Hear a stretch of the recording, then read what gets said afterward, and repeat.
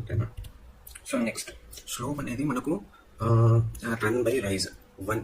So ఇక్కడ 1 in x ఉంది కదా ఈ ర్యాంప్లో. సో మనకు ఈ ఎక్స్ అనేది హారిజాంటల్ డిస్టెన్స్. సో ఎంత దూరం హారిజాంటల్గా పోయినాక 1 రైజ్ వర్టికల్ అనేది ఫిక్స్ ఉంటుంది. 1 అనేది ఫిక్స్. ఎంత లెంత్లో అనేది తక్కువ ఎక్కువ అనేది పక్కన పెడితే, సో ఎంత దూరం పోయినాక 1 రైజ్ అనేది మనకి హారిజాంటల్ డిస్టెన్స్ అనేది డిసైడ్ చేస్తుంది. సో ఇది అది ఆ ఎక్స్ ఏంటిది. సో ఫర్ సపోజ్ 10% స్లోప్ అనుకోండి. 10% అంటే 10 యూనిట్స్. ఆ యూనిట్స్ ఏమైనా కావచ్చు, మనం డిఫాల్ట్గా ఇప్పుడు యూజ్ చేసింది architecture, feets and inches. So 10 units rise 100 units horizontal పోయినాక 10 యూనిట్స్ రైజ్ అవ్వాలని 10% స్లోప్ అంటే మీనింగ్ కదా.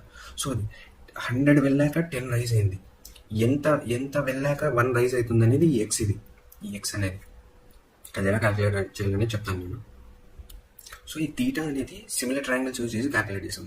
ఈ చిన్న ట్రయాంగిల్కి తీటా సేమే, ఈ పెద్ద ట్రయాంగిల్కి తీటా సేమే. 10% స్లోప్, నాకు 10% స్లోప్ అంటే ఈ ర్యాంప్ స్లోప్ వచ్చేసి 10%. So 10/100 is equal to theta is equal to tan theta is equal to 10/100 కదా. అట్లనే 1/x. సో 100 యూనిట్స్ వెళ్ళాక 10 రైజ్ అయినప్పుడు ఎన్ని యూనిట్స్ వెళ్ళాక x 1 రైజ్ అయింది. సో 10. సో 10 యూనిట్స్ వెళ్ళాక మనకు 1 రైజ్ అవుతుంది. సో ఇక్కడ ఆ వాల్యూ అనేది 10 ఇక్కడ. సో అదే 10 ఇది ఇక్కడ వచ్చింది.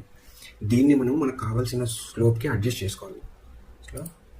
So next 10 degree slope 10% slope same కాదు మనకి.